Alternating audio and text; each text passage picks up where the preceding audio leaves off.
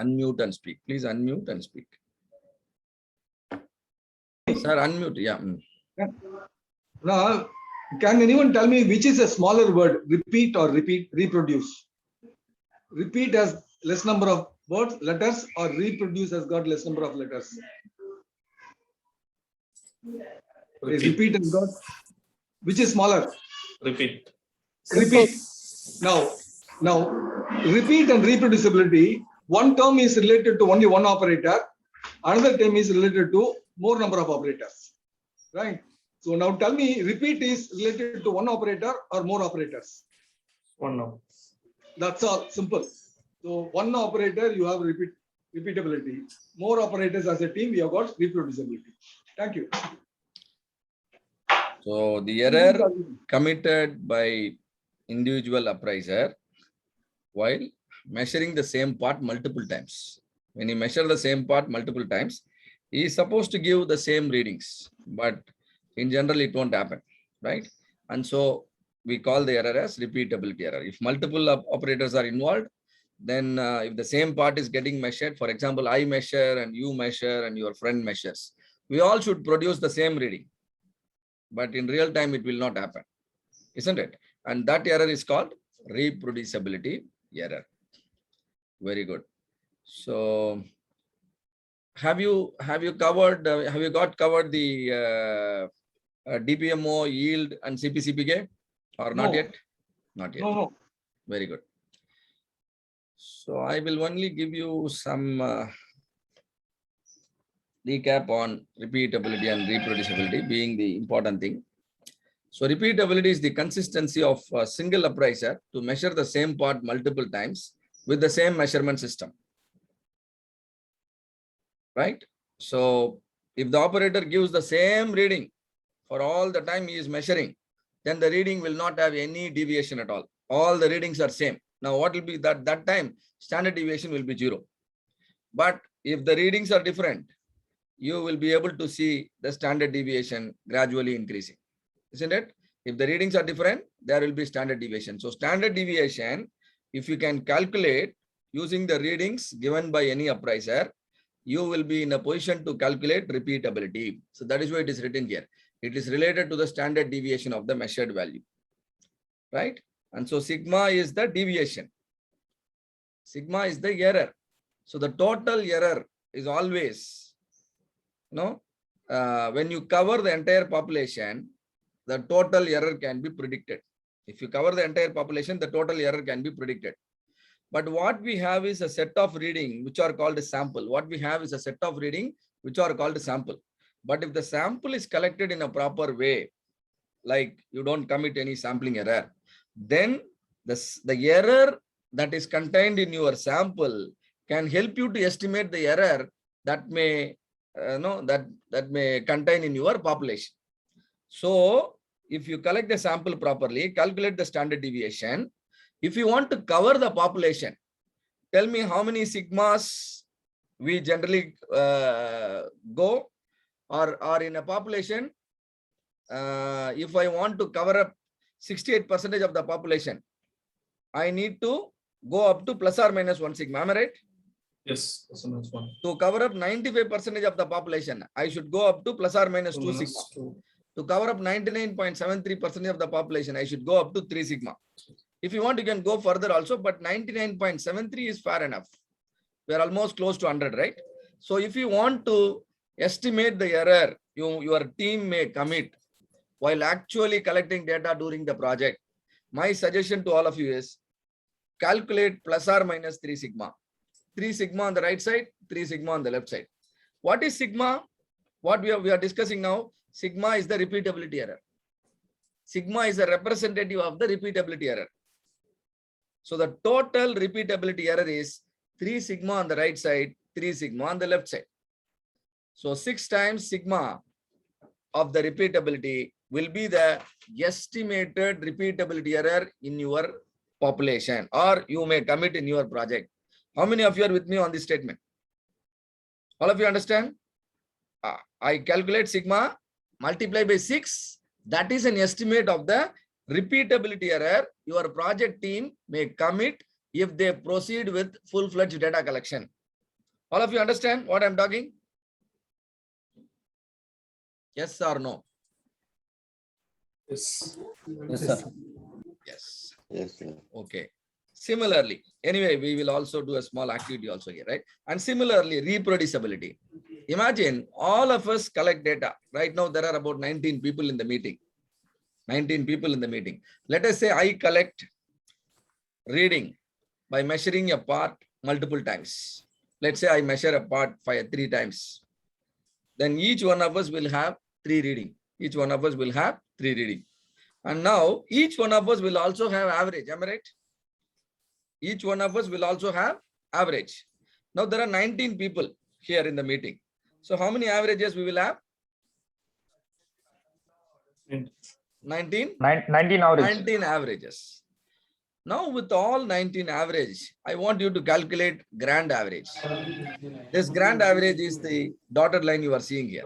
The grand average is the dotted line you are seeing here. With respect to the grand average, some of our readings, some of our averages might be above, some of our averages might be below.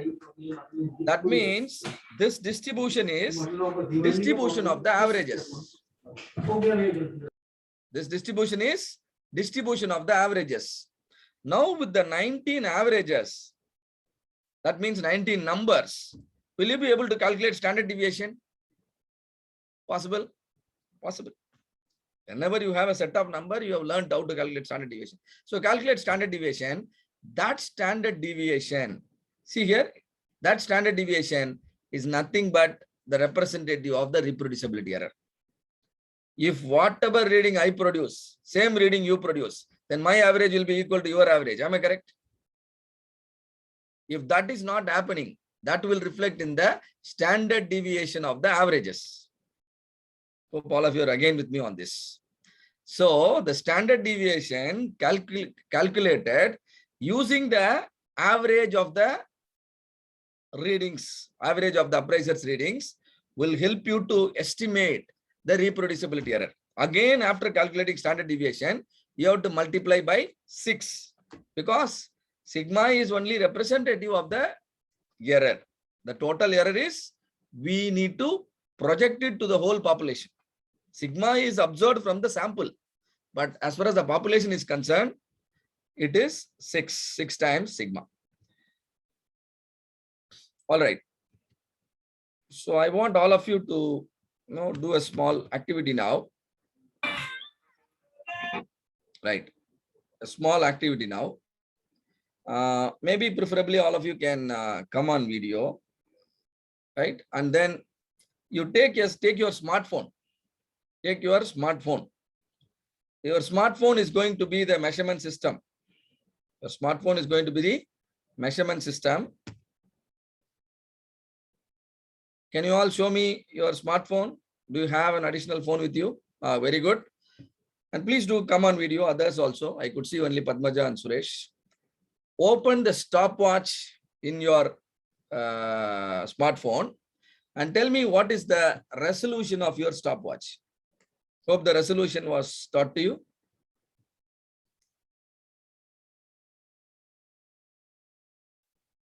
Tell me the resolution of the stopwatch.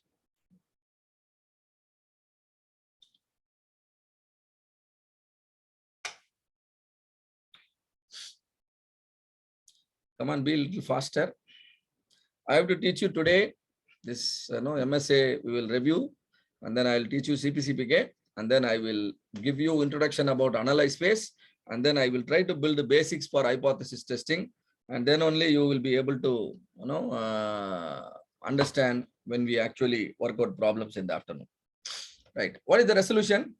Hours, minutes, and seconds, sir. Hours, minutes, and seconds. Is it all our resolution? What do you mean by resolution? Is that resolution discussed or not? Not discussed. Okay. So resolution is nothing but the least count. Hope all of you know what is least count. Right. So tell me what is the least count in your stopwatch? Seconds. Seconds. That means your stopwatch can give you only minimum 1 second reading. Am I right? Yes. It can't give you the value below 1 second.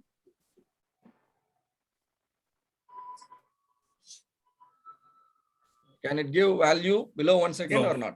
No. No, sir. Are you sure? Can somebody show your stopwatch and play it on the video? Or I'll do it for you. I can show you values even less than 1 second. Yes. Is it available? Yeah. Minutes and seconds. Yeah. Minutes and seconds. 00. Do you understand? Yes. 28, 29, 30, and every second is divided into what? 16. Yes, sir. Every second is again divided into 60 milliseconds. no. You have to observe very closely. Look at your stopwatch. You play it. 99. It goes up to 99. That 99. means 99. every second is divided into 100 100 divisions, seconds. right? Yes. And that means you can measure up to 1/100th of a second. The least count is 0.01 second. Is it nanosecond? No, that is not nanosecond. That is centiseconds. 1 meter, when you divide into 100 parts, what do you call each part is? Tell me. You divide one meter into 100 parts, each part is called Centimeters. centimeter. So this is centiseconds. Yes. So minimum reading your stopwatch can give you is 1 centisecond, or you call it 0.01. All right, all of you are clear now. But why you are again hesitating to come on video? I want to see you. I want to see you collecting data now. Come on video and keep the stopwatch in your hand, right? Keep the stopwatch in your hand. What I want all of you to collect some data now, live online. Are you interested to do some live activity? Yes. Yeah, interested means please do come on video. Only those who are on video, I will collect the data from you. Because I wanted to see you. How do you collect the data, right? So I will now give operational definition. Still many are not on video. So I will give you the operational definition.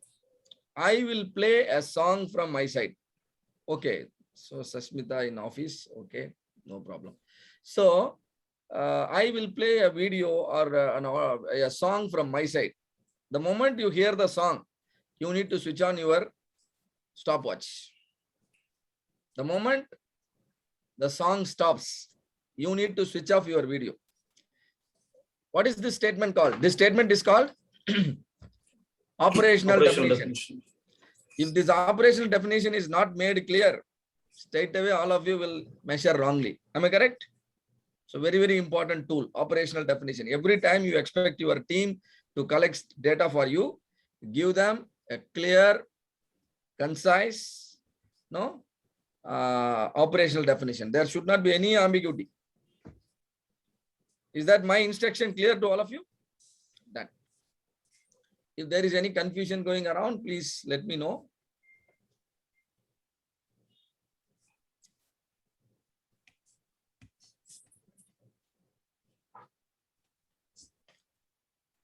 Okay.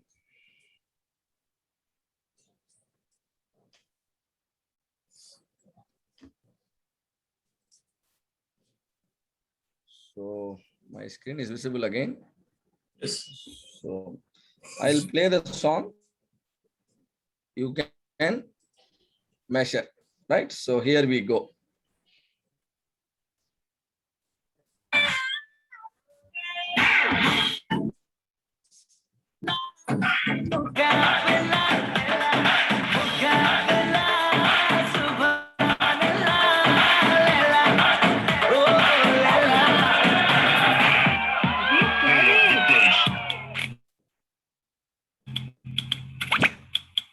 And you can see no reproducibility error in the first column, right? Here, there is reproducibility error here. Similarly, here also there is a reproducibility error. Here also reproducibility error. So how can I actually calculate the reproducibility error? So what I suggest is you calculate your average, right? For everyone's average, we have to calculate, and then we have to put it here. Let me type something, right? Let's say it is 58. and this is 57.5, some value, and maybe 56.9. So there are different averages coming up. So 2, 4, 6 people here, and so there'll be 6 averages. Okay, something coming like this. So I have 6 averages. And are these averages same? No. So the deviation, what you observe, right, in the average, that is called reproducibility error. So calculate the standard deviation using these 6 averages. Calculate the standard deviation of these averages, standard deviation of averages, then multiply the standard deviation by 6. This will give you reproducibility error. This will give you reproducibility error. And now come to Suresh reading. There are 3 readings Suresh has produced. Do you see horizontally all the readings of Suresh are highlighted in red color? Am I right? So 3 reading. Actually, you all might thought that I played 3 different songs. But what is that you measured actually? The duration of the song. The duration of the song, as far as the clips are concerned, what I selected is all of them are 60 seconds. That means Suresh could have given me 3 readings, same 3 readings. But are the readings are same?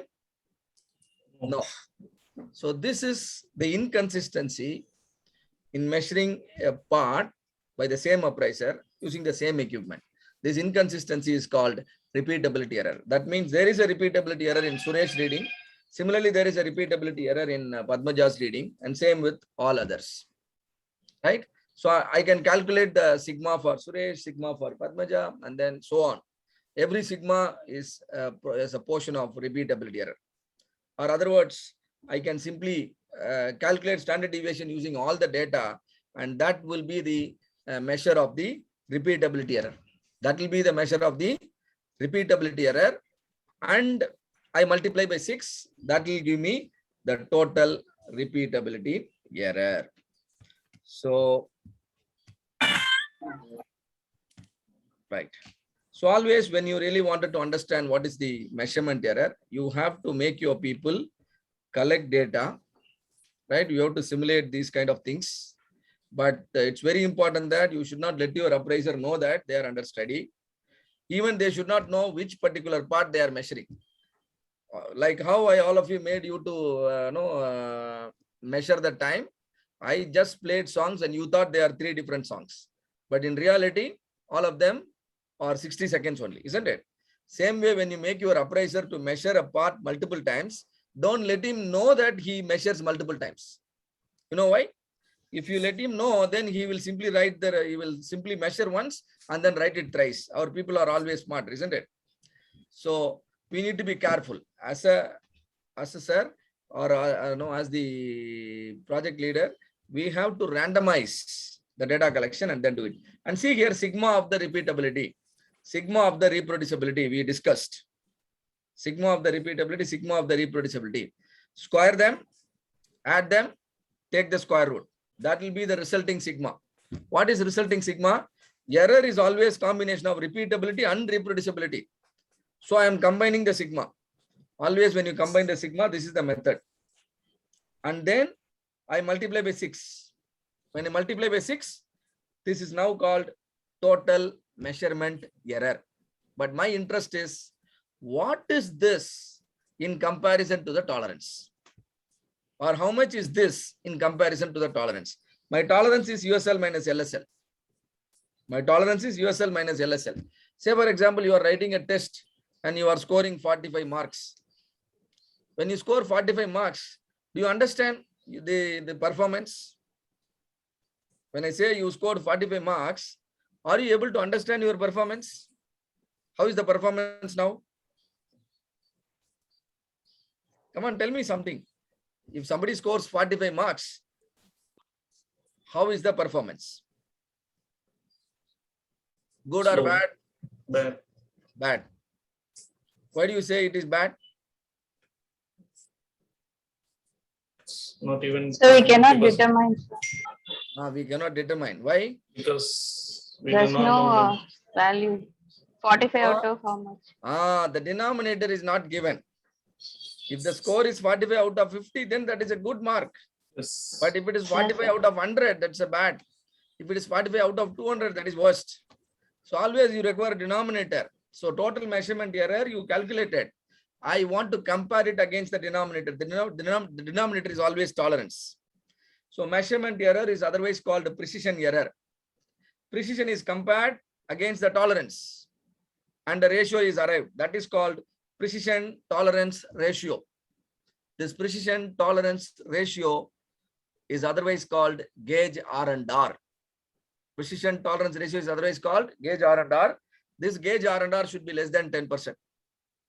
Gauge R&R should be less than 10%. Whatever is the tolerance within which you produce the parts, out of that, no, the error should be limited only to 10% of the tolerance.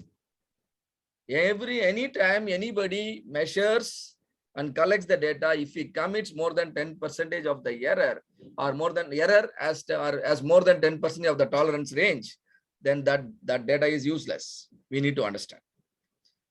So this precision tolerance ratio should be less than 10%. To claim your measurement system is good. If it is 10 to 30, conditionally acceptable. If it is more than 30, unacceptable. Clear?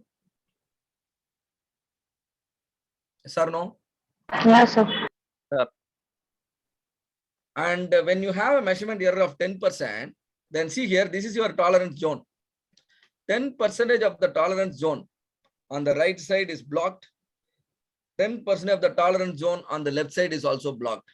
This blocked area are called uncertainty zone. Blocked area are called uncertainty zone.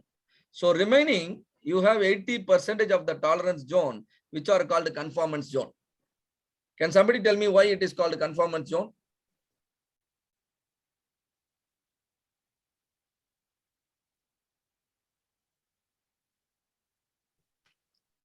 See, when I produce acceptable limits. Conformance zone means acceptable limits. Very good. The specification zone. Yeah, this is specification zone, you're right. But within the specification zone, 80% of the specification zone is called conformance zone. Why? Because when I produce parts here in this 80% of the conformance zone, my decision due to measurement error will not affect acceptance or rejection of my product. See here, I produce product here. Somebody measures my product. I know the tendency is to commit an error of 10%. Am I right? I commit an error of 10%. Even after committing the error, my product will be still here.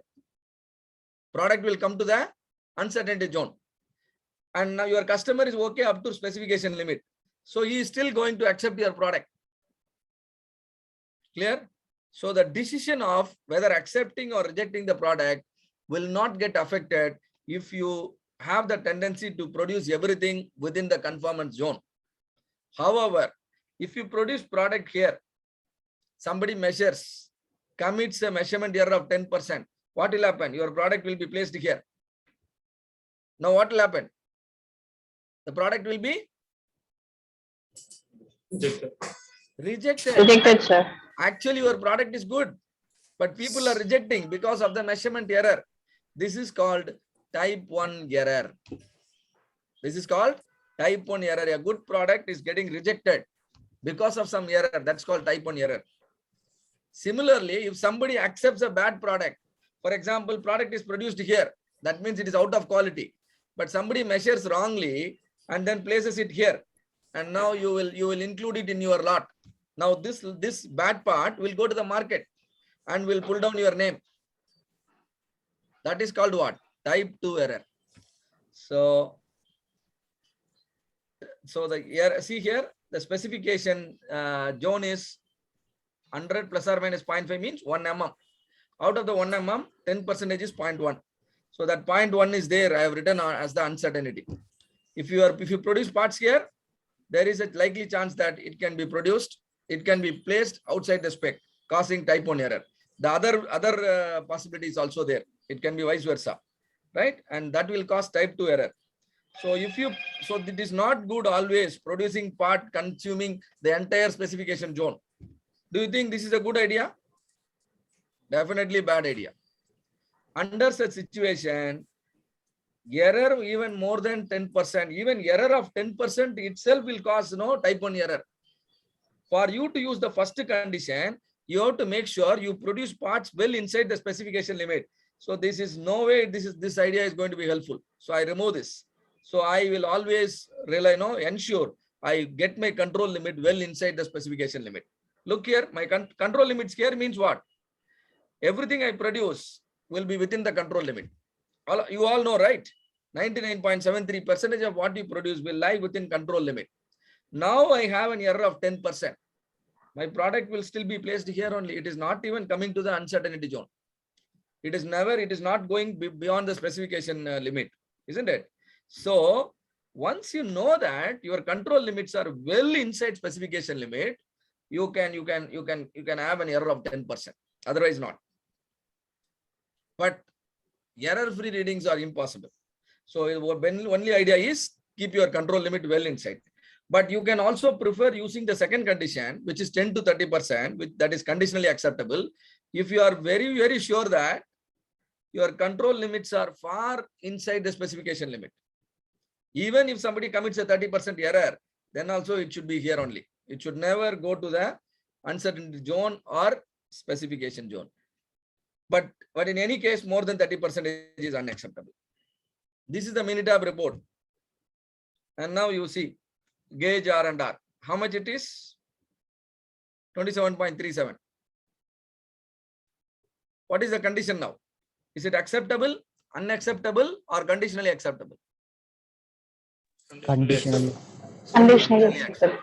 Conditionally acceptable. When you still wanted to proceed with the project, you should know where are your control limits with respect to the specification limit. Otherwise, your measurement system requires improvement.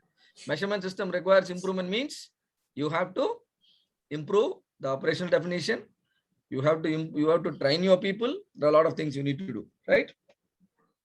And this is one condition. Measurement gauge R&R should be less than 10%, and then NDC should be minimum 5. NDC should be minimum 5. If NDC is more, then you need to work on the resolution. Resolution should be better to gain an NDC of minimum 5. If NDC is bad, if resolution is bad, NDC will go below 5, and then if NDC goes below 5, gauge R&R will increase. There is a relationship, right? So these 6 graphs will help you to sort out the problem if there is something in your collected data. This is a bar graph. This is a R chart, control chart. This is an X bar chart. This is a dot plot. This is a box plot, and this is an interaction plot. Hope all these graphs are explained to you. Am I right? All right. So, and Minitab method also taught to you how to conduct gauge R&R. Yes. Very good.